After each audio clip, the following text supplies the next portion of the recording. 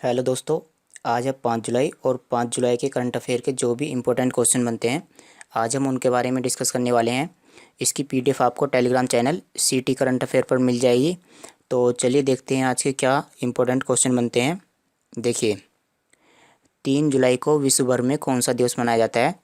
तो 3 जुलाई को विश्व भर में international plastic bag free day, तो ये दिवस 3 जुलाई को मनाया जाता है, यानी international plastic bag free day. और इसका उद्देश्य क्या होता है? इसका उद्देश्य होता है कि जो लोग हैं वो प्लास्टिक के बैग का इस्तेमाल ना करें, उसकी जगह जो है लोग वो कपड़े के बैग का इस्तेमाल कर सकते हैं। और जो है प्लास्टिक से वातावरण को काफ़ी मात्रा में नुकसान होता है। और आंकड़ों की बात करें तो लगभग प्रतिवर्ष विश्व भर में करीब 40,000 करोड़ प्लास्टिक की थैलियों का इस्तेमाल होता है। तो 40,000 करोड़ तो ये काफ़ी बड़ी मात्रा है। तो इनसे जो है वातावरण को काफ़ी ज़्यादा नुकसान होता है। देखिए, इन्होंने टोक्यो ओलंपिक के लिए क्वालिफाई करा है, टोक्यो ओलंपिक के लिए। और ये 400 मीटर बांधा दौड़ में क्वालिफाई करने वाले पहले भारतीय बने हैं जिन्होंने बांधा दौड़ में क्वालिफाई करा है। बांधा दौड़ क्या होती है, मैं आपको इसको दिखा देता हूँ। जैसे आप यहाँ पर डायग्राम में देख सकते हो, तो इसको हम बोलते हैं हर्डल रेस, यानी यहाँ पर कुछ इस तरह के डंडे लगे होते हैं जिनके ऊपर से आपको कूदना होता है। तो ये पहले व्यक्ति बने हैं जो टोक्यो ओलंपिक के लिए क्वालिफाई कर चुके हैं 400 मीटर बांधा दौड़ में। तो इनका नाम क्या है? इनका नाम है MP जाबिर। और ये जो हैं MP जाबिर, ये भारतीय नौसेना में कार्य करते हैं। भारतीय सेना ने 12 शॉर्ट स्पैन ब्रिजिंग सिस्टम के पहले बैच को शामिल किया है। इन्हें किसके द्वारा विकसित और डिज़ाइन किया गया है? तो यहाँ पर देखिए, यहाँ पर क्या लिखा है? Short span bridging system. देखिए, शॉर्ट का मतलब क्या होता है? शॉर्ट का मतलब होता है छोटा। स्पैन का मतलब क्या होता है? स्पैन का मतलब होता है दूरी। और ये जो ब्रिजिंग है, ब्रिजिंग का मतलब क्या होता है? ब्रिज का मतलब होता है पुल। तो जैसे भारतीय सेना होती है तो उसको कई ऐसे कार्य करने पड़ते हैं जहाँ पर उसको छोटे मोटे जो नदी नाले होते हैं वो उसको पार करने पड़ते हैं। लेकिन ऐसा संभव नहीं है कि हर नाले के लिए पुल बनाया जा सकता है। तो उनके लिए क्या काम करते हैं? उनके लिए वहाँ पर शॉर्ट स्पैन ब्रिजिंग सिस्टम कार्य करता है, यानी यहाँ पर जो तुरंत के तुरंत है वो ब्रिज बना लिया जाता है। आप यहाँ पर देख सकते हो, यहाँ पर देखिए इस तरह का ये जो है, ये जो ट्रक में लगा हुआ है, इसको क्या करेंगे? इसको ब्रिज के ऊपर इस तरह से फैला देंगे। तो जो छोटे मोटे नदी नाले हैं वहाँ पर जो आसानी से जो ब्रिज है वो बनाया जा सकता है। अगर इस ब्रिज की बात करें तो इस ब्रिज की लंबाई है 9.5 मीटर, यानी ये जो सिस्टम बनाया गया है इसकी सहायता से 9.5 मीटर तक का पुल बनाया जा सकता है। और यह किसके द्वारा विकसित किया गया है? यह DRDO के द्वारा विकसित किया गया है। और लगभग 12 इस तरह के, ये जो है आप डायग्राम में देख रहे हो, इस तरह के 12 सिस्टम DRDO ने बनाए हैं। तो चलिए इसमें हम अन्य बातें जान लेते हैं। जैसे DRDO क्या होता है? तो जो DRDO होता है वह रक्षा मंत्रालय के लिए रक्षा उपकरण बनाता है। और इसकी स्थापना 1958 में हुई थी। और इसके संस्थापक कौन है? अविनाश चंद्र। इसके वर्तमान में अध्यक्ष कौन है? G सतीश रेड्डी। और इसका मुख्यालय कहाँ पर स्थित है? इसका मुख्यालय नई दिल्ली में स्थित है। ब्रिक्स देशों के संस्कृत मंत्रियों की अध्यक्षता किसने की है? तो जो ब्रिक्स देश हैं तो उनके जो संस्कृत मंत्री हैं उनके बीच में वार्तालाप हुई है। और इसमें भारत की तरफ से किसने भाग लिया है? इसमें जो भारत के संस्कृत मंत्री हैं उन्होंने भाग लिया है। तो भारत के संस्कृत मंत्री कौन है? भारत के संस्कृत मंत्री हैं प्रहलाद सिंह जोशी। तो इन्होंने जो ब्रिक्स देशों की संस्कृत मंत्रियों की अध्यक्षता है वो की है। तो चलिए इसमें हम क्या जान लेते हैं कि ये जो प्रहलाद सिंह जोशी हैं ये कौन है? ये संस्कृत और पर्यावरण मंत्री हैं। और इसके बारे में हम अन्य बात क्या जान लेते हैं? इसके बारे में हम ब्रिक्स देशों के बारे में जान लेते हैं। तो ब्रिक्स देशों के बारे में आप यहाँ पर देखिए, तो ब्रिक्स में 5 देश आते हैं: ब्राज़ील, रसिया, इंडिया, चाइना और साउथ अफ्रीका। अगर हम शुरुआत की बात करें तो इसमें शुरुआत में केवल 4 देश थे, BRIC। और शुरू में इसका नाम क्या था? शुरू में इसका नाम था ब्रिक। तो इसमें शुरू में 4 देश थे। और 2010 के बाद में इसमें S जुड़ गया, यानी इसमें साउथ अफ्रीका इसमें सबसे बाद में जुड़ा है। और इसकी स्थापना कब हुई थी? इसकी स्थापना 2006 में हुई थी और 2010 में इसमें जो दक्षिण अफ्रीका है वो जुड़ा था। ये ब्रिक्स देशों का जो मुख्यालय है वो कहाँ पर स्थित है? इनका मुख्यालय शंघाई में स्थित है और इसमें वर्तमान में 5 सदस्य हैं। खेल मंत्रालय ने किस संस्थान को राष्ट्रीय खेल महासंघ के रूप में मान्यता दी है? तो हमें खेल संस्थान का नाम बताना है जिसको खेल मंत्रालय के द्वारा राष्ट्रीय खेल महासंघ के रूप में मान्यता दी गई है।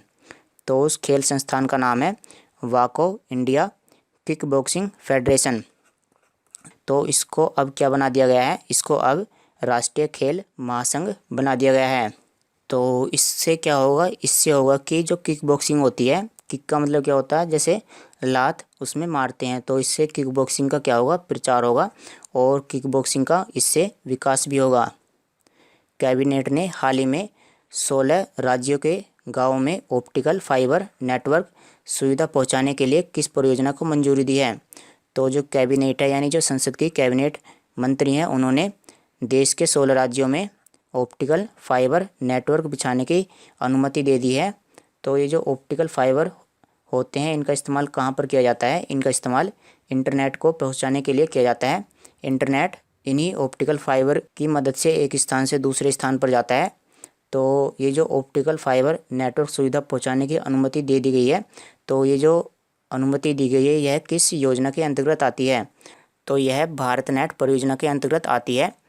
तो ये जो परियोजना है इसके अंतर्गत ही जो देश के गांव हैं उनमें वाईफाई सुविधा पहुंचाने का कार्य किया जा रहा है और इसके अंतर्गत ही जो ऑप्टिकल फाइबर हैं वो देश के गाँवों में बिछाए जा रहे हैं। अगर हम भारत नेट परियोजना की बात करें तो इसको अक्टूबर 2011 में शुरू किया गया था और इसका उद्देश्य है कि लगभग देश के 3.61 लाख गाँवों को कवर किया जाए, यानी देश के 3.61 लाख गाँवों में फ्री इंटरनेट की सुविधा प्रदान की जाए। इनमें से कौन सी महिला तैराक ओलंपिक के लिए क्वालिफाई करने वाली पहली खिलाड़ी बन गई हैं? तो इन्होंने ओलंपिक के लिए क्वालिफाई कर लिया है और इनका नाम क्या है? इनका नाम है माना पटेल। तो ये ओलंपिक में खेलेंगी और ये क्या करेंगी? वहाँ पर ये 100 मीटर बैक स्ट्रोक में भाग लेंगी, यानी ये तैराकी में भाग लेने वाली हैं। और बैक स्ट्रोक का मतलब क्या होता है? बैक स्ट्रोक का मतलब होता है जैसे हम पानी में तैरते हैं, लेकिन इसमें हम किस तरह से तैरेंगे? इसमें हम उल्टे होकर के तैरेंगे। तो ये लोग हैं जिन्होंने टोक्यो ओलंपिक के लिए क्वालिफाई कर लिया है। आप देख सकते हैं ये है माना पटेल और ये भारत की पहली महिला खिलाड़ी बनी है जो तैराकी के लिए क्वालिफाई कर पाई हैं। पाकिस्तान के किस शहर में हाल ही में विश्व का सबसे अधिक तापमान दर्ज किया गया है? तो पाकिस्तान के शहर का नाम बताना है जिसमें हाल ही में सबसे अधिक तापमान दर्ज किया गया है। तो पाकिस्तान के शहर का नाम है जैकोबाबाद। और अगर इसके टेम्परेचर की बात करें तो इसमें 52 डिग्री सेल्सियस टेम्परेचर दर्ज किया गया है। तो देखो अब हो क्या रहा है कि जो सूर्य है, जैसे ये पृथ्वी है और पृथ्वी पर यहाँ पर मध्य में क्या होता है? 0 डिग्री अक्षांश और उसके यहाँ पर ये क्या है? 23.5 डिग्री अक्षांश रेखा यानी कर्क रेखा और यहाँ पर दक्षिण में क्या है? 23.5 डिग्री, यहाँ पर ये क्या है? मकर रेखा। तो अब जो है सूर्य कहाँ पर स्थित है? सूर्य की जो सीधी किरणें हैं वो कर्क रेखा पर पड़ रही हैं और ये जो पाकिस्तान का शहर है जैकोबाद ये भी यहीं पर कर्क रेखा पर स्थित है। तो कर्क रेखा पर स्थित होने की वजह से ही इस शहर का जो तापमान है वो अधिकतम हो गया है।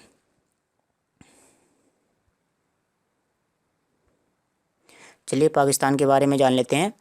तो पाकिस्तान की राजधानी क्या है? इस्लामाबाद। यहाँ की मुद्रा है पाकिस्तानी रुपया और यहाँ के प्रधानमंत्री कौन है? इमरान खान। आप यहाँ पर देख सकते हो ये है पाकिस्तान के प्रधानमंत्री और यहाँ के राष्ट्रपति कौन है? आरिफ अलवी। उत्तराखंड में देखो, उत्तराखंड में क्या हुआ है कि जो वहाँ के मुख्यमंत्री हैं उन्होंने अपना इस्तीफा दे दिया है और उनकी जगह पर पुष्कर सिंह धामी ये वहाँ के सीएम बने हैं, ये उत्तराखंड के मुख्यमंत्री बने हैं। तो हमें ये बताना है कि उत्तराखंड के कौन से नंबर के मुख्यमंत्री बने हैं। तो ये पुष्कर सिंह धामी हैं और ये उत्तराखंड के 11वें नंबर के मुख्यमंत्री बने हैं। चलिए उत्तराखंड के बारे में अन्य बातें जान लेते हैं। तो यहाँ की राजधानी क्या है? यहाँ की शीतकालीन राजधानी है देहरादून और यहाँ की ग्रीष्मकालीन राजधानी है गैरसैंण और यहाँ के मुख्यमंत्री कौन बने हैं? पुष्कर सिंह धामी। और यहाँ के राज्यपाल कौन है? बेबी रानी मौर्य। यह 3 राज्यों के साथ में अपनी सीमा साझा करता है। आप यहाँ पर मैप में देख सकते हो, ये है उत्तराखंड और यह है हिमाचल प्रदेश और यहाँ पर उत्तर प्रदेश और यहाँ पर ये हरियाणा। तो ये इन 3 राज्यों के साथ में अपनी सीमा साझा करता है। टोक्यो पैरालंपिक खेलों के लिए ध्वज वाहक के रूप में किसे चुना गया है? तो ध्वज वाहक के रूप में किसको चुना गया है? तो इनका नाम है मरियप्पन थंगावेलु। ये तमिलनाडु के रहने वाले हैं और ये ध्वज वाहक का कार्य करेंगे, यानी जब इनकी एंट्री होगी तो जो झंडा है वो इनके हाथ में रहेगा। तो ये हमने जान लिया है कि ये तमिलनाडु के रहने वाले हैं और ये तमिलनाडु के सलेम ज़िले के रहने वाले हैं। चलिए, ये जो ओलंपिक होने वाले हैं इनका आयोजन कौन कराता है? ओलंपिक का आयोजन IOC यानी इंटरनेशनल ओलंपिक कमेटी कराती है। तो इसके बारे में जान लेते हैं। इसकी स्थापना कब हुई थी? इसकी स्थापना 1894 में हुई थी। और इसका मुख्यालय कहाँ पर स्थित है? इसका मुख्यालय लाजेन स्विट्जरलैंड में स्थित है और इसके अध्यक्ष कौन है? थॉमस बाच। हाल ही में किस भारतीय खिलाड़ी पर डोपिंग के लिए 2 साल का प्रतिबंध लगा दिया गया है? तो खिलाड़ी का नाम है सुमित मलिक। तो इन पर डोपिंग के लिए 2 साल का प्रतिबंध लगाया गया है। डोपिंग क्या होती है इसके बारे में जान लेते हैं। जैसे आपने कभी कभी सुना होगा, जैसे मैं आपको इसको सिंपल शब्दों में बता देता हूँ।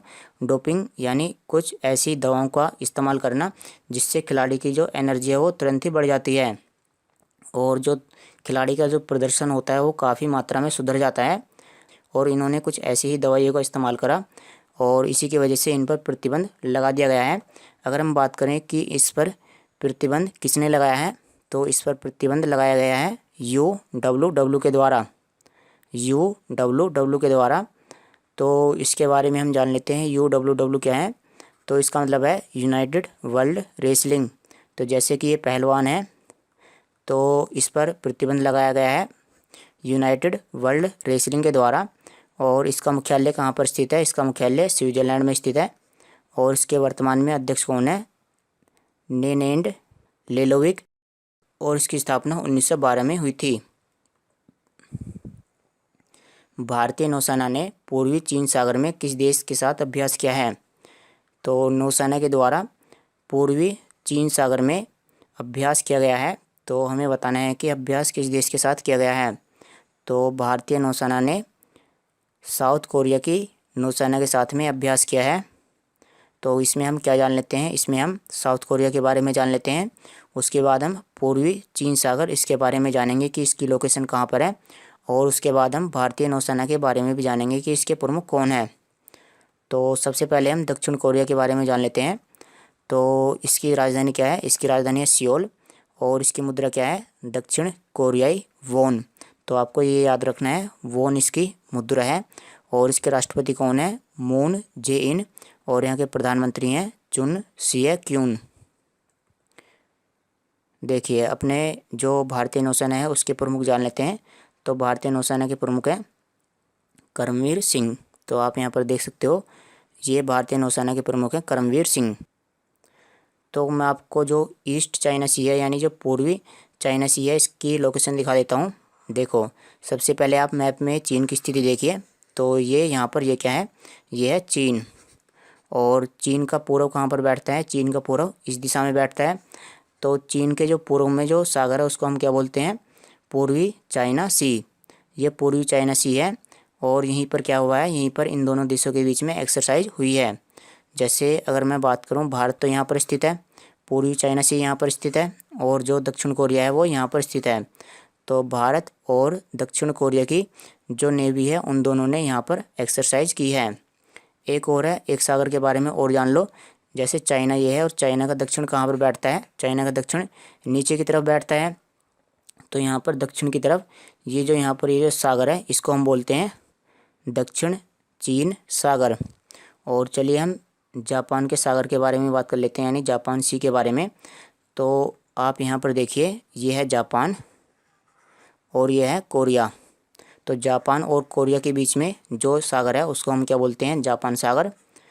और इसमें हम एक और सागर के बारे में जान लेते हैं, येलो सागर यानी पीला सागर। तो पीला सागर कहाँ पर स्थित है? पीला सागर भी आप यहाँ पर देखिए, जो चाइना के जो ऊपर की तरफ यहाँ पर ये जो जगह है इसको हम बोलते हैं पीला सागर। यहाँ पर ये क्या है? ये है पीला सागर। उत्तराखंड में पहली बार कौन सा सांप पाया गया है? तो उत्तराखंड में एक सांप पाया गया है और सांप का नाम क्या है? सांप का नाम है ब्लैक बेलिड कोरल सांप। ब्लैक बेलिड कोरल सांप, यानी यहाँ पर आप इसको शॉर्ट में कोरल सांप भी याद कर सकते हो, कोरल सांप। और ये कहाँ पर पाया है? यह पाया गया है उत्तराखंड के अभ्यारण्य, और अभ्यारण्य का नाम क्या है? अभ्यारण्य का नाम है बैनोग वन्यजीव अभ्यारण्य। तो ये जो कोरल सांप है यह बैनोग वन्यजीव अभ्यारण्य में पाया गया है। तो आप इसका कम से कम नाम याद कर लीजिए। और अगर हम सांप के परिवार की बात करें तो सांप किस परिवार से संबंधित है? सांप एलापीडे परिवार से संबंधित है, एलापीडे। तो चलिए दोस्तों, आज की वीडियो में इतना ही। Thanks for watching the video. कल मिलते हैं आपसे।